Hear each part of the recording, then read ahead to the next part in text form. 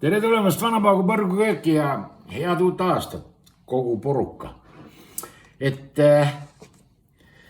Aasta lõpetasin peedisalatiga, mis oli pärit Gruusiast ja nüüd mõtlesin, et siis ma alustan aasta ka riivitud punase peediga. Aga miks ma üldse mõtlesin, et ma seda aastat alustan niimoodi? Põhjus on selles, et kuskilt ma olen ammu lugenud ja kuulnud, et kõik aastad, mis lõpevad numbriga 6, et need on nagu reeglite eiramise aastad. Ja mul tuleb kohe meelde, et aastal 1976 ma lõpetasin 8 klassi. Ja kuna klassijuhataja enne kooli lõppu küsis seal huvi pärast vist kogu klassi käest, et kelleks keegi tahab saada, kes seal tahtis siis autojuhiks, kes õpetajaks, kes arstiks, kes niisama muidu meheks. Aga mina nagu ei teadnud, kelleks ma saada tahan. Ja siis õpetaja minu käest küsis ja ma ütlesin, et ma ei tea veel. Ja siis õpetaja ütles, et no aga mis seal teada? Nii lähed klounikooli. Et sellega oli asi paika pandud. Muidugi pärast 8. klassi jäi õpilaste arv tunduvalt väiksemaks, sest väga paljud läksid siis kas kutsekoolidesse, kuskile tehnikumidesse, et need jäid siis keskkooli, kes kas teadsid täpselt, mis nad tahavad elud saada. Või need, kes ei teadnud üldse mitte midagi, nagu mina näiteks. Okei, ja reeglite koha pealt nii palju, et 8. klassis ma eirasin ka hästi palju reegleid ja mõtlesin, et ma alustan siis selle aasta ka nüüd. Ma ei mäleta, mis oli 2016, 10 aastat tagasi. Kindlasti ma mingeid reegleid eirasin, aga täpselt ma ei mäleta, missuguseid ja millal ma siis eirasin, aga selle aasta ma alustangi siis reeglite eiramisega. Ja see on selline, et kõik teavad. No see on manipulatsioon, et kõik teavad, võib-olla kõik ei tea ka. Et kuidas tehakse seda rahvustoitu eringast kasukat. Ja mina mõtlesin, et ma eiran neid üldisi reegleid ja teen seda teistmoodi. Ja vaatan, mis välja kukub. Kui täielikult vastupidi teha osad asjad, kõik ei õnnestu, aga osad asjad teha vastupidi, mis siis lõpuks sellest naljast välja tuleb. Ja see on mul nüüd niimoodi mõeldud. Vaata, siin on mul nüüd kartulipadi, siin on keedetud kartulid ära riivitud ja siia ma paningi kartuli kõige põhja, siis teised asjad tulevad siia peale, et juhul kui midagi ajab mingit mahla või midagi välja, siis see vedelik ei kogune siia põhja, vaid see vedelik jääb ilusti siia kartuli sisse. Järgmiseks on siis tavaliselt traditsiooniline, rooniline riivitud muna, riivitud, keedetud porgand, till, punane peet nagu räägitud ja lõpuks see on suitsuheeringas. See ei ole nagu tünniheeringas või selline heeringavilee, mis sa poest ostad seal õli sees või kuskil. Et see on suitsuheeringas ja tõestus selle kohta, et ta on suitsuheeringas. Vaata, ma jätsin selle pea järgi ja poolakate poest ma selle ostsin, arvatavasti poolakad suitsetasid. Ja kui see Norrast või sealt Taani vetest kuskilt sinna Poola rannikule ujus ja poolakad ta võrku püüdsid ja nad omavahel kindlasti rääkisid, et selle heeringa me suitsetame ära, siis tema nägu muutus selliseks, ta oli nii üllatunud, et kohe nüüd siis kohe nüüd niimoodi või. All right. Nii, okei, kõigepealt ma teen selle, et sibula ma marineerin. Ma ei pane rohelist sibulat, ma ei pane toorest sibulat, ma olen teinud kasukat praesibulaga, aga nüüd ma ühesõnaga lõikan selle hästi peenikeseks. Ja siis ma panen marinaadi siia peale. Senikaua, kui ma muud asjad, siin kavandan muud asjadega, senikaua see sibul siin marinaadib kenasti. Ja kui sibul on ära marinaadinud, siis ma saan seda kasutada, sellel ei ole rohkem vaja kui mõni minut. Nii, võtame teise osa ka. Sibul koosnes huvitaval kombel seekord 2/2. Nii.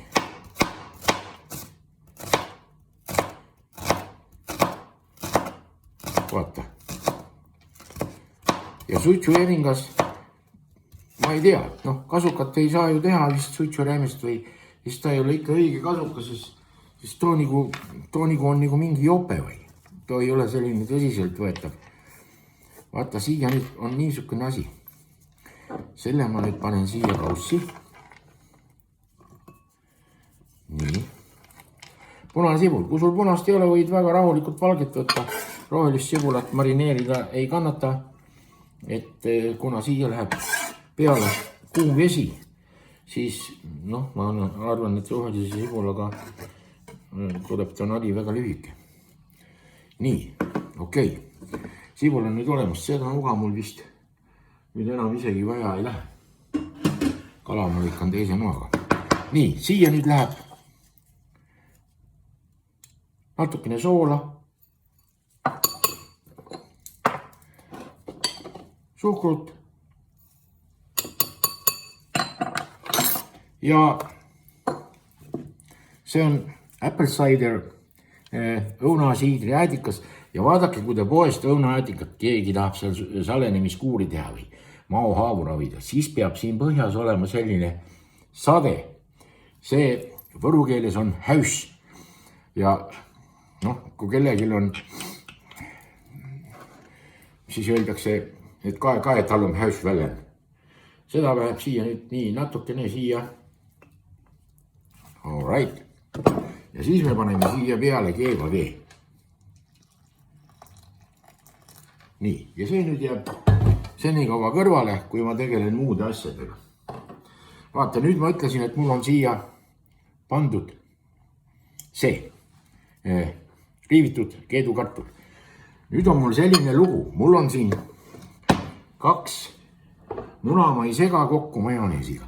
Aga ma segan kokku majoneesiga peedi ja porgandi.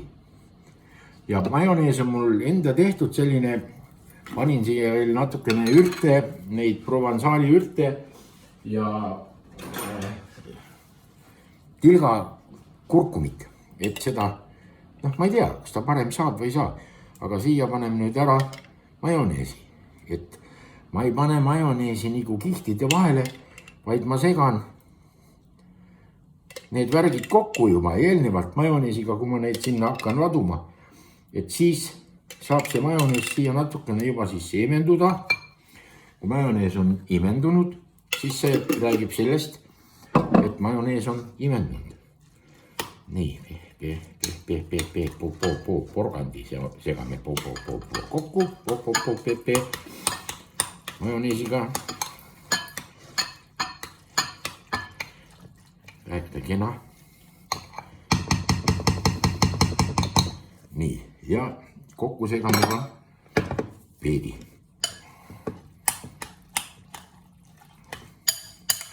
Eringat maitsesin ja erikas on parajalt soolane,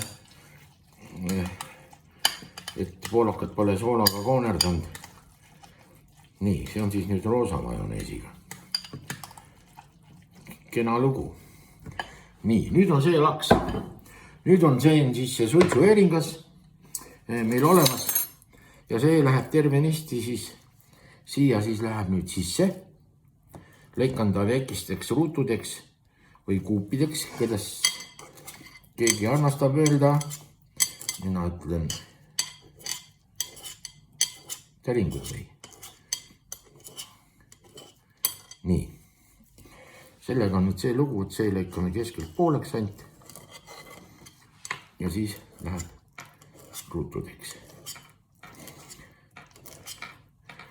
Mind ka ennast kohe huvitab, kuidas sest suitsuheeringal on teistsugune maitse. Kas ta nüüd on parem? Vaevalt, et ta süüa ei kõlba.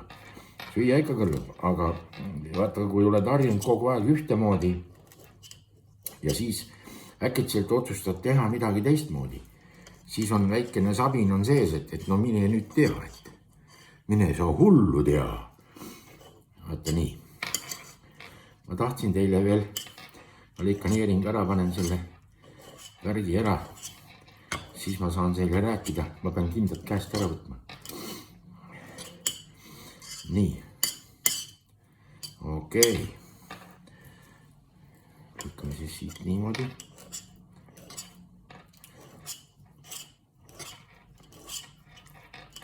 All right.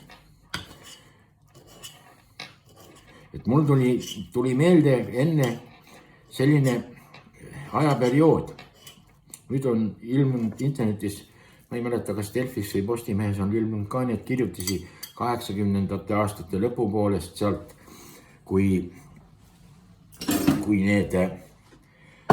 punkarid ilmusid meie tänavapilti ja linnapilti, et alguses vanemaid inimesi nad nagu hirmutasid ja et mis nüüd, et kes nüüd need siin niimoodi nüüd sellised siis on siin niimoodi harjamehed.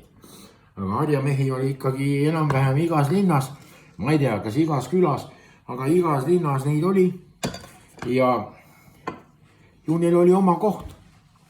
Sellepärast, et Eestis oli ta küll uus nähtus, aga hiljem politseinikud, täpselt tollel ajal miilitsad, enam ei pöörandki nendele suurt tähelepanu, kui oli seal mingi pungifestival ja miilitsad seisid sõrmed suus eemalt vaatasid. Kurnan nüüd selle äädika ära.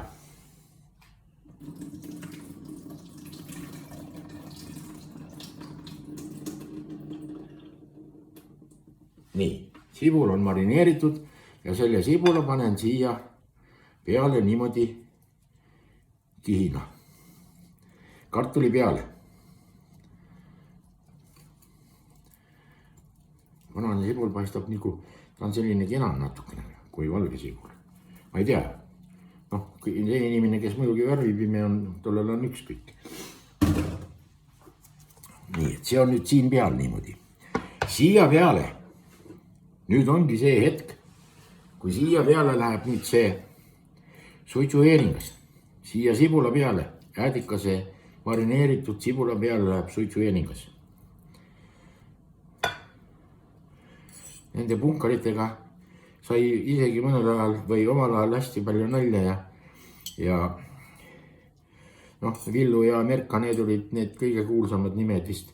Eks neid oli veel, aga mul Kojamees ja mul ei tule praegu meelde praegune või kas ta oli eelmine Riigikogu liige, et punkarid jõuavad ikkagi lõpuks igale poole. All right. Kae. Nüüd on siia pandud ka heeringas ja järgmiseks läheb nüüd muna. Järgmiseks läheb muna, liivitud muna. Selle paneme sõkume kõvasti kinni. Mitte jalgadega ei roni selga. Okei. Nii. See on pandud, nüüd ma võin kinnaksed käest ära võtta. Kinnaksed käest. Nüüd läheb kiht porgandit. Majoneesiga juba läbi segatud, et enam ei ole segamist. Lihtsalt jaotame ära, ajame siia laiali, jaotame ära. Nii.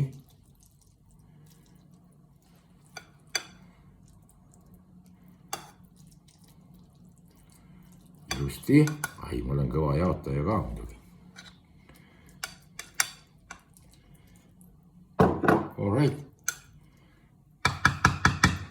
Ja kõige lõpuks peet. Kõige lõpuks peet. Eks ta vajub vähe kokku ka. Aga mul üle ääre ei ole siin ja mul ei olegi portesid, mida siia äärde panna.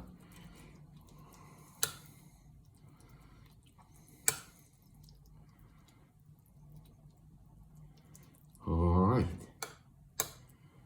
Siit jääb natukene isegi veel. Ei jää, ma panen kõik siia hunnikusse. Nii. Igal juhul vaadata on teda kena ja kui ta nüüd natukene seisab, ma usun, et kui maitsmiseks läheb, et kas ma nüüd olen siis nii väga pettunud. Ma ei tahaks uskuda. Ja till läheb siis siia kõige lõpuks peale.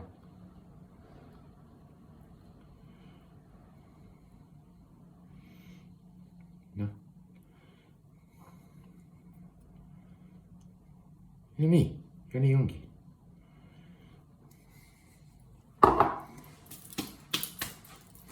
Nüüd selline kihiline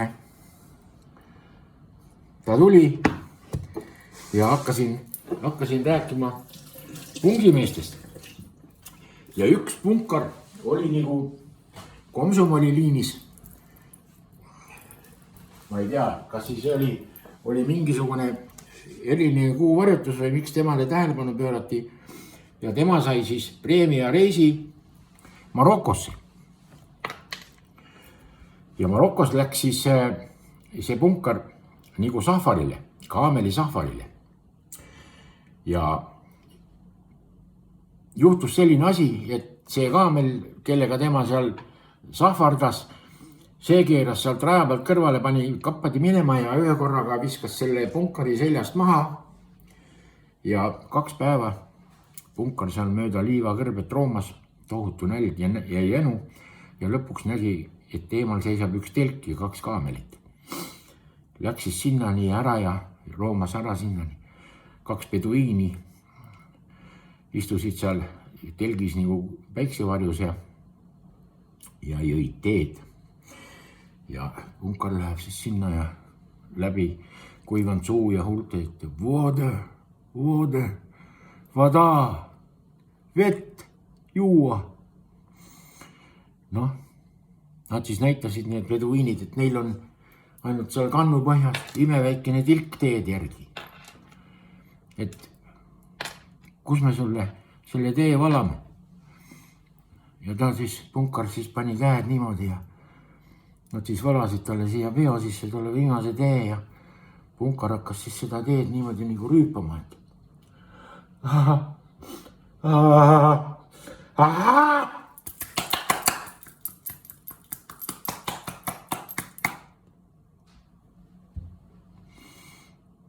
Ari oli tähtsam kui janu. Head õnnelikku algavat aastat kõigile. Kas ta parem tuleb, see ei ole teada. Peas, et ta hullem ei tuleks. Sutsu kasukas. Kohtume.